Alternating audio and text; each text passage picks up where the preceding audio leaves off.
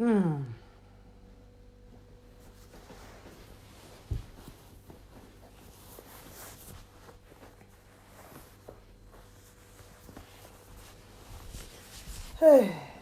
ẹ̀yin ẹ̀yin tèmi ṣe wà o, ẹ̀yin olólùfẹ́ Olúyinká TNT, ṣé àlàáfíà lẹ wà? Ṣé gbogbo nǹkan ń dùn? Ṣé everything lọ bó ṣe yẹ kó rí? Ẹ kú bójú ọjọ́ ṣe rí, ẹ kú àsán. Mi wá láti wá gbà yín lákòókò. Ṣé mọ̀ pé every Monday mo máa ń jáde láti sọ pé nǹkan báyìí la máa ṣe ní next week, nǹkan báyìí la máa ṣe níjọ́ Saturday. Bó tilẹ̀ jẹ́ pé on the last Saturday I couldn't do anything torí èèyàn mi tí mo lose. But Saturday tó ń bọ̀ yìí ní agbára Ọlọ́run, show mi máa wà on. Apparently mi ò tí wà sure bóyá orí YouTube àbí orí Facebook ni, or bóyá máa ṣe méjèèjì pọ̀ torí ìtàn flag down yìí, Ọlọ́run kó ṣàánú mi. Àwọn èèyàn kúkú enjoy, bẹ́ẹ̀ náà làwọn èèyàn kan jẹ́ evil tí wọ́n tó ń report. Ní ọjọ́ Saturday tó ń bọ̀ a máa sọ̀rọ̀ lórí, mo fẹ́ kí àwọn èèyàn mi, torí mi ò ní lè ṣe gbogbo ẹ̀ tán, mo busy, so mo ní much time láti sọ̀rọ̀, bọ̀ máa sọ àwọn topics tá a fẹ́ ṣe. Àwọn topic yẹn dẹ̀ máa ń base lórí nǹkan tí àwọn èèyàn bá mú wá, because I won't just say things tẹ́ pé kò ní wúlò fáwọn èèyàn. Lórí nǹkan táwọn èèyàn bá mú wá la máa ṣe topic yẹn lórí ẹ̀ káwọn èèyàn lè gbádùn. So a lot of people máa expect show yẹn. So àwọn topic yẹn a máa sọ̀rọ̀ lórí foreplay. Kí ni foreplay? Eré tá máa ń kọ́kọ́ bára wa ṣe tó máa lead sí pé bóyá ká tó dóra wa, bóyá bíi kiss. Àwọn point, àwọn stage, àwọn ibi tá a lè fọwọ́ kàn lára ọkùnrin, lára obìnrin, bá ṣe máa ń ṣe foreplay, because ọ̀pọ̀lọpọ̀ ọkùnrin sọ wípé àwọn obìnrin kò tiẹ̀ mọ eré ṣe rárá. Wọ́n kàn expect pé tán bá ti sùn sílẹ̀ dídó ni. Bẹ́ẹ̀ náà làwọn ọkùnrin kò mọ eré ṣe. Báwo la ṣe lè ṣeré? Àwọn oríṣiríṣi eré tá máa ṣe. Báwo la ṣe máa ṣe? Ẹ káàsán gbogbo yín mo rí, ẹ káàsán mi ní fẹ́ dárúkọ, ẹ káàsán. Báwo la ṣe lè bá ọkùnrin wa ṣeré? Àwọn bólá lè tẹ̀ lára ọkùnrin yàtọ̀ sí okó wọn, tó dẹ̀ jẹ́ wípé tá bá ti tẹ̀. Mo dẹ̀ fẹ́ kí gbogbo ẹ̀yin ìyàwó ilé especially, mo fẹ́ kẹ́ pay attention sí program yẹn níjọ́ Saturday, torí pé àwọn nǹkan tí mo máa kọ́ àwọn obìnrin bí wọ́n ṣe ń tọ́jú ọkùnrin níjọ́ Saturday, tí ẹ bá lọ jẹ́ kí àwọn àlè, àwọn ọmọ kéékèèké kí wọ́n kọ́kọ́ sáré lọ lò fún ọkọ yín, well, Ọlọ́run má di odi ogọ̀dù, Ọlọ́run jẹ́ ẹ̀rọ ọkọ yín lé mọ́ o. So gbogbo ẹ̀yin ìyàwó ilé tẹ́ bá ti kọ eré bẹ́ẹ̀ ṣe máa lò fọ́kọ yín ni kẹ́ máa sá. Ní ọjọ́ Saturday mo máa kọ́ yín àwọn ìyàwó ilé tí wọ́n wà used to bọ́n ṣe ń tọ́jú ọkùnrin, tó ṣe tí ọkùnrin máa fi, tí okó ọkùnrin máa fi dìde, tó ṣe lè help ọkùnrin láti jẹ́ kí okó ọkùnrin dìde. Máa kọ́ yín níjọ́ Saturday, and ẹ̀yin ìyàwó ilé ẹ pay attention, because tí àwọn ọmọ kéékèèké, àwọn àlè tọkọ tí àwọn ọkọ yín tẹ̀lé tó bá ti kọ, tó ti lò fọ́kọ ń ta, ẹ lè má rọ̀kọ yín lé mọ́ o. So ẹ̀yin ìyàwó ilé kò sí pé bóyá kò sárúgbó ń Ghana, mi ìfẹ́ gbọ́ pé mo ti dàgbà, mo ti bímọ inú mi tán, èwo ni kí n ṣẹ̀ṣẹ̀ tí wàá máa ṣe léyìí. Ẹ láti ṣe, if that is what will make your man happy and keep your man with you. Àmọ́ pọ́kùnrin sì máa wò tabọ̀ kó lè padà wálé. Ẹ láti ṣe, ṣùgbọ́n tẹ́ bá ti lọ jẹ́ káwọn obìnrin kéékèèké ìta ti lọ ṣe fọ́kọ yín, kò ní wálé mọ́, kò ṣe pé torí àwọn system tí mo máa kọ́ yín bó ṣe ń touch ọkùnrin, àwọn ibi tẹ́ lè touch lára ọkùnrin, gbogbo ẹ̀ ni mo máa kọ́ yín. Yàtọ̀ sí okó, yàtọ̀ sí ẹpọ̀n, níbi tẹ́ bẹ́ ṣe máa bẹ̀rẹ̀ sí ní touch wọn, tẹ́ máa fi graduate dé ibi okó wọn, gbogbo ẹ̀ ni mo máa sọ fún yín. Ẹ jọ̀ọ́ ẹ pay attention ẹ̀yin ìyàwó lé níjọ́ Saturday, gbogbo ẹ̀yin tẹ́ ní partner, tẹ́ ń gbé bá partner yín gbé, ẹ pay attention. Má jẹ́ káwọn obìnrin ìta, àwọn ọmọ kéékèèké ìta kí wọ́n tètè lọ máa ṣe fọ́kọ yín tó di pé ẹ̀ ní rí lé mọ́. So a máa sọ̀rọ̀ nípa foreplay. Kí ni kiss ń ṣe lára? Àwọn bólá lè kiss lára yàtọ̀ sóko, àwọn bólá lè fọwọ́ kàn lára yàtọ̀ sí okó. Irú nǹkan yìí mo máa mú eléyìí náà wá níjọ́ Saturday. This is whipped cream. Ṣẹ́rí kíní yìí, wọ́n máa fi mu bí tẹ́ bá fẹ́ mu, kí náà ti ń pe kíní yìí o, kí ni drink yìí? Hey, what is this? Cappuccino. Ẹ lè bú sórí cappuccino, ẹ lè fi jẹ scone. But wọ́n máa tún lò láti fi bá obìnrin àbọ́kùnrin ṣeré. Wọ́n máa ń lò pẹ̀lú èso kan tó ń pè ní strawberry. Èso yẹn máa mú wá, máa kọ́ yín bó ṣe lè fi kíní yìí bá ọkùnrin ṣeré, bẹ́ẹ̀ ṣe lè fi arose ọkùnrin, bẹ́ẹ̀ ṣe lè fi touch ọkùnrin. Mò ń mú bọ̀ níjọ́ Saturday. Ó ní mo sọ pé mi ò tí ì mọ̀ bóyá orí YouTube àbí orí Facebook, nítorí a lè lò lórí Facebook kan flag ẹ̀ down.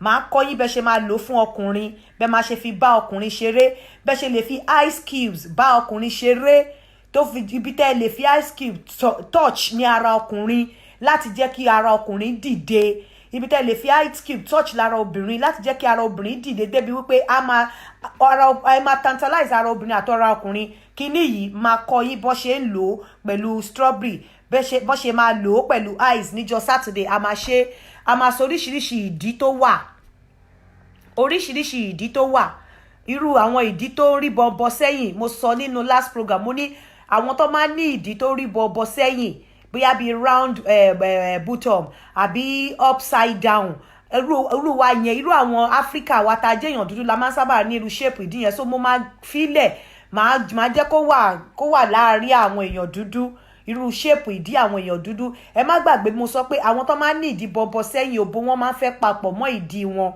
So bí bá fi fẹ́ dóru wọn yẹn, ẹ má láti lajú yín dára kẹ́ tó kókó sí, kẹ́ má lọ kókó sínú ìwòdí wọn, torí ìwòdí wọn máa ń súnmọ́ ojú òbò wọn. Àwọn tídì wọn máa ń rí gọbele sẹ́yìn, tídì wọn máa ń ṣù sẹ́yìn yẹn. So there is round ìdí, there is a upside down ìdí, there is square ìdí, there is V shape, there is A shape.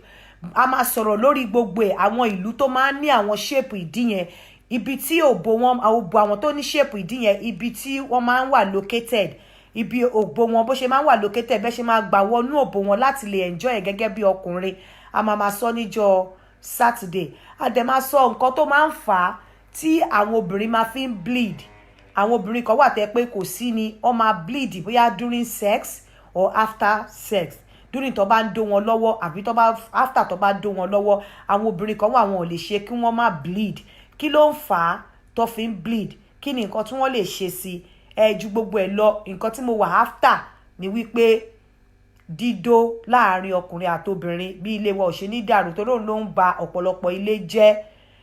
Nǹkan tí mo wà after nìyẹn. So òun la máa sọ níjọ́ Saturday. Mo sọ pé mo máa mú kinní yìí wá lẹ́ẹ̀kan sí, mo máa press it out, máa sọ fún yín bẹ́ẹ̀ ṣe lè fi bá ọkùnrin, bẹ́ẹ̀ ṣe lè fi bá obìnrin ṣeré pẹ̀lú strawberry. Then máa sọ different types of ìdí tó wà fún yín, bá ṣe ibi tí òbò àwọn ìdí yẹn wà located, bẹ́ẹ̀ ṣe máa locate, bẹ́ẹ̀ ṣe máa gbà wọ́n, bí ọkùnrin ṣe máa gbà wọnú, kó ṣe bẹ́ẹ̀ ṣe máa dó ẹni tó ní ìdí bọ̀kèlè síta tí ojú òbò ẹ̀ fẹ́ papọ̀ mọ́ ihò ìdí ẹ̀, kó ṣe bẹ́ẹ̀ ṣe máa dó, lẹ́ ṣe máa dó ẹni tó ní square ìdí. Àwọn èèyàn funfun ló máa ń sábà ní square ìdí. Ẹ má gbàgbé àwọn ọkùnrin wa dúdú náà máa ń like láti dó àwọn èèyàn funfun. So ó ní bẹ́ẹ̀ ṣe máa dó wọn, àwọn ìdí yẹn, àwọn yẹn ò tẹ̀ kí ní ìdí square yẹn máa ń pẹlẹbẹ ni. But ẹ má gbàgbé bó ṣe wà yẹn, tẹ bá kí okó bọ àwọn tó ní ìdí pẹlẹbẹ, àwọn tó ní square, tẹ bá kí okó bọ àwọn tó ní òbò pẹlẹbẹ yẹn, ìdí pẹlẹbẹ, wọ́n máa sọ fún yín pé stay in and press hard. Lẹ máa gbọ́ stay in, press hard, because okó yẹn kò ní dàbẹ́ ni pé ó ń kanlẹ̀ ní bí wọ́n ṣe máa fi ní ìtó bá ń gbádùn okó nínú wọn. So a máa sọ̀rọ̀ lórí ẹ̀ níjọ́ Saturday. But gbogbo nǹkan tí mo sọ yìí mi ò ní lè sọ gbogbo ẹ̀ níjọ́ Saturday. Foreplay, báwo la ṣe ń ṣe foreplay, kí ni foreplay, kí ni importance foreplay, níbo láti lè bẹ̀rẹ̀, kí làwọn ibi tá lè touch lára ọkùnrin, kí ló fà á tí àwọn obìnrin tó máa ń yọ ẹ̀jẹ̀ nídìí tó bá ń dó wọn, báwo la ṣe lè ṣe, kí ló fà á, kí ni a lè ṣe sí. Then mo tún sọ̀rọ̀ lórí oríṣi ìdí márùn tó wà. Àwọn ìdí márùn yẹn, níbo ni òbò wọn, báwo ni òbò wọn ṣe wà located, báwo la ṣe lè gbà dó wọn, torí oríṣi ìdí márùn ni. Mo fẹ́ kí àwọn èèyàn mi ará ilé bá mi sọ bá a ṣe máa bẹ̀rẹ̀. Mi ò fẹ́ ṣe ju 2 topics lọ. Ṣe rí 2 topics yẹn, I'm going to get to the bottom of the 2 topics.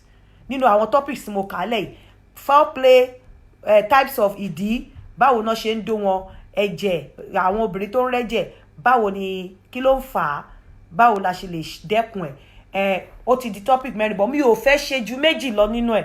Mo fẹ́ kí àwọn ará ilé tó ń wò mí, ẹ bá mi mú méjì tó ṣe ṣán tí mo lè ṣe nínú topic mẹ́rin yẹn. Méjì yẹn máa bá kanlẹ̀. Ìsídà kí n máa ṣe live lọ́wọ́ lórí Facebook and live on YouTube. So tó bá flag ẹ̀ down lórí Facebook, I'll continue lórí YouTube. Ẹ má dẹ̀ gbàgbé, mo sọ pé mo máa kọ́ wa bá a ṣe lè fi nǹkan tó wà lọ́wọ́ mi tí àwọn olóyìnbó ń pè ní whipped cream. Ọ̀pọ̀lọpọ̀ mọ̀ wípé wọ́n fi ń jẹ scone, wọ́n fi ń mu cappuccino, wọ́n fi ń mu a lot of things náà fi ń ṣe. Wọ́n lè fi jẹ pastries nǹkan kan. I mean, ṣé pastries náà bí àbí meat pie or something ẹ lè fi sórí ẹ̀ tẹ́ bá ní sweet mouth. bọ́ bẹ́ẹ̀ náà ẹ tún lè fi dá sẹ̀ríà fọkùnrin, ẹ lè fi bá ọkùnrin ṣeré, ẹ lè fi bá obìnrin ṣeré. Gbogbo ẹ̀yin obìnrin tẹ́ ẹ̀ mọ ọkùnrin bá ṣeré, tẹ́ ẹ máa wá sọ pé ọkọ ọkùnrin ò le, tẹ́ ẹ bá mọ ọkùnrin bá ṣeré ọkọ ọkùnrin ò ní le. Gbogbo ẹ̀yin ọkùnrin náà tẹ́ ẹ̀ mọ obìnrin bá ṣeré, tẹ́ ní òbò ọkùnrin ò le, obìnrin ò like sex, màá kọ́ yín bẹ́ ṣe lè fi kíní ìbá wọn ṣeré, whipped cream àti strawberry, èso strawberry bẹ́ ṣe lè fi bá wọn ṣeré. Màá dẹ̀ sọ àwọn point tẹ́ ẹ máa touch lára ọkùnrin tí ẹ fọkàn sí rárá, yàtọ̀ sí okó àbí ẹpọ̀n. Àwọn point míì wà tẹ́ ẹ pé ọkùnrin go fojú rí ṣùgbọ́n ó wà lára wọn, bóyá níbi ẹ̀yìn wọn, bóyá níbi wrist wọn, bóyá níbi apá wọn, níbi arm wọn, níbi tiles wọn, ó wà ńbẹ̀. Màá kọ́ yín bẹ́ ṣe máa go about it níjọ́ Saturday. Stay tuned.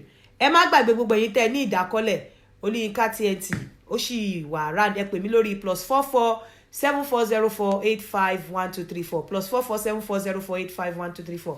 Ẹ kú ojú lọ́nà ètò bàbá ètò díjọ́ Saturday. Kó tó dìgbà náà ire o.